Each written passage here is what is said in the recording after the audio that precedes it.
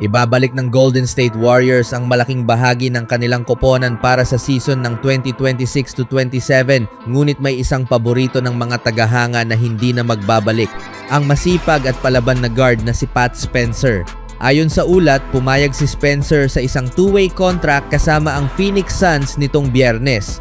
Si Spencer, na naging isang superstar sa lacrosse noong kolehiyo, ay naglaro sa Warriors sa loob ng kanyang unang 3 taon sa NBA at unti-unting lumaki ang kanyang papel sa koponan bawat season. Naglaro lamang siya sa 6 na laro bilang rookie. Noong season 2024-25, lumahok siya sa 39 games ngunit may average lamang na 6.4 minutes kada laro. Ngunit nitong nakaraang season, lumaro si Spencer sa 66 games at naging starter sa 1/4 sa mga ito habang nagtala ng average na 18.6 minuto, 7.2 points at 3.5 assists kada laro.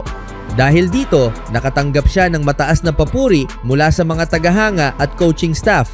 Medyo nakakagulat na pumirma agad si Spencer ng two-way contract sa ganito kaagang bahagi ng off-season dahil tila may posibilidad na may ibang koponang mag-alok sa kanya ng standard contract. Ngunit tila napagdesisyonan ng kanyang mga ahente na hindi iyon mangyayari, kaya agad nilang tinanggap ang pagkakataong makapirma ng two-way deal sa isang koponang gusto nila. Dahil kamakailan lamang ipinagpalit ng Phoenix si Grayson Allen, malamang na magkakaroon ng bakanting minuto sa backcourt para kay Spencer.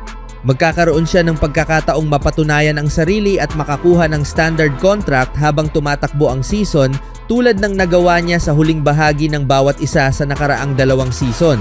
Si Spencer, na ang kanyang kapatid na si Cam ay naglalaro para sa Memphis Grizzlies, ay nagtapos ng kanyang karera sa Warriors na may kabuuang 111 regular season games at 8 playoff games. Dahil ito na ang kanyang ika-4 na season sa NBA, ito na rin ang huling taon na kwalipikado siyang magkaroon ng two-way contract. Samantala, ang karera ni Jaylen Brown sa Boston Celtics ay nagsimula sa isang koro ng mga boo mula sa mga tagahanga na galit dahil siya ang pinili ng koponan bilang number 3 pick sa 2016 NBA Draft. Makalipas ang isang dekada, nagtapos ito sa isa na namang koro ng mga boo mula sa mga tagahanga na galit dahil ipinagpalit siya ng koponan sa isang matinding karibal na nagpatalsik sa kanila sa playoffs 2 buwan lamang ang nakalipas. Sa pagitan ng mga pangyayaring iyon, nanalo si Brown ng kampyonato at Finals MVP. Umabot sa 6 na Eastern Conference Finals at 2 NBA Finals. Nagtala ng 5 All-Star at 2 All-NBA selections. Hindi kailanman lumiban sa playoffs. Naglaro sa 816 sa posibleng 942 games sa regular season at playoffs at naging isang alamat sa Boston. At ngayon, wala na siya. At ang panahon ni Brown at Jason Tatum, isa sa pinakamatagumpay sa kasaysayan ng tanyag na prangkisa, ay natapos na. Ang trade si Brown kapalit ni Paul George, 2 first-round picks at 2 second-round picks mula sa Philadelphia 76ers ay isang napakasakit na dagok para sa fanbase na mahirap unawain. Maging si Brown ay tila hindi pa rin makapaniwala halos 24 oras matapos itong mangyari. Pinoproseso ko pa rin kung paano nangyari ang lahat ng ito. Masaya ako at dismayado rin sa parehong oras. Pinaghirapan kong makuha ang respeto ng lungsod na ito. Hindi ako kailanman humingi ng mas madaling daan o espesyal na pagtrato. Araw-araw lang akong humaharap, yumuyuko ang ulo at tinatanggap ang bawat hamon, isinulat ni Brown sa isang pahayag noong Huwebes. Hindi nagtagal matapos siyang madraft, isinuot ni Brown ang sombrero ng Celtics at nangako sa mga tao ng Boston, "Lalaban ako para sa lungsod na ito.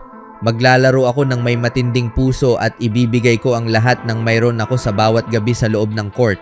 Sobra ang tiwala ko sa sarili, pagpapatuloy ni Brown. 100% ang paniniwala ko sa sarili ko. Naniniwala ako sa laro ko at sa sipag ko. Hindi ako naniniwalang may sino mang mas nagsusumikap kaysa sa akin, lalo na sa draft class na ito. Lalabas ako at ipapakita ko kung ano ang kaya kong gawin. Hindi itinayo ang Rome sa isang araw. Aabutin ito ng panahon. Pero makikita ninyo, tinupad niya ang kanyang salita. Taon-taon ay lalo siyang gumaling hanggang sa nagtala siya ng average na 28.7 points, 6.9 rebounds at 5.1 assists noong nakaraang season. Nagtapos na ika-6 sa botohan para sa MVP at ginawang isang 56 wins at number 2 seed sa Eastern Conference ang isang season. na inaasahang magiging transition year lamang. Hindi siya kailanman nawala ng matagal dahil sa injury at naglaro pa nga siya sa 2025 playoffs kahit may bahagyang punit ang kanyang meniscus. Lubos din siyang nakibahagi sa komunidad sa pamamagitan ng kanyang foundation at charity work. Oo, naglalaro ako para sa Celtics, sabi ni Brown noong nakaraang taon. Oo, nagsimula ako ng mga negosyo rito pero naging bahagi rin ako ng komunidad. Nakapunta ako sa boys and girls clubs, nakakonekta ako sa mga tao, naglalaan ako ng oras, kilala nila ako sa pangalan dahil naglalaan ako ng oras para sa komunidad. Napakalakas ng impluensya ng sports, pero may iba pang mga bagay na mas mahalaga. Hindi perpektong manlalaro si Brown at mahal din siya. May nakalaan siyang 183 million sa susunod na 3 season at maaari pa siyang pumirma ng 142 milyong extension sa huling bahagi ng buwang ito. Bukod pa rito, ang ilan sa kanyang mga naging pahayag nitong nakaraang taon ay nakalilito sa pinakamabuting pananaw at makasarili naman sa pinakamasamang pananaw. Bakit mo sasabihing ang nakaraang season ang iyong pinakapaboritong season sa iyong karera kaagad matapos mabigo ang koponan, matapos masayang ang 3-1 na kalamangan sa unang round ng playoffs? Pero sino bang manlalaro ang perpekto? Madaling suportahan si Brown dahil sa kanyang sipag at determinasyon, bukod pa sa kanyang pambihirang talento. Sa loob ng isang dekada, sa tuwing papasok ka sa TD Garden o magbubukas ng telebisyon para manood ng laro ng Celtics, makakaasa kang nasa court si Brown at ibinibigay ang lahat ng kanyang makakaya. At mas madalas kaysa hindi, nananalo ang Celtics. Kung ipinagpalit siya ng Celtics kapalit ng 2 beses na MVP na si Giannis Antetokounmpo, maiintindihan iyon ng lahat. Marami pa nga ang magdiriwang. Sa halip, pinalitan nila siya ng isang 36-year-old na manlalaro na minsan pa lamang umabot sa 60 games sa loob ng dekadang ito. Nasuspindi pa ng 25 laro noong nakaraang season dahil sa paglabag sa anti-drug policy ng liga at 4 na draft picks na maaaring wala ring maging halaga. Si Brown, na ayon sa mga ulat ay hindi kailanman humiling na matrade, ay hindi binanggit ang organisasyon sa kanyang mensahe ng pamamaalam. Ang mga relasyong nabuo ko rito, ang mga laban na sama-sama nating hinarap, ang kampeyonatong naihatid natin sa lungsod na ito, at ang koneksiyong ibinahagi ko sa mga tagahanga, dadalhin ko ang lahat ng iyon habang buhay. Hindi madaling magpaalam kapag ibinigay mo ang puso mo sa isang bagay, isinulat ni Brown. Mahalaga sa akin ang respeto at mas malakas magsalita ang mga gawa kaysa sa mga salita. Sa mga tao ng Boston, maraming salamat. Sa komunidad na binuo ko rito, mahal ko kayo. At sa mga shiftaz, habang buhay tayong magkakaisa. Hindi pa katagalan, habang sakay si Brown ng duck boat sa mga lansangan ng Boston at hawak ang Bill Russell Finals MVP trophy, tila ba siya at ang Celtics ay magkakasama habang buhay.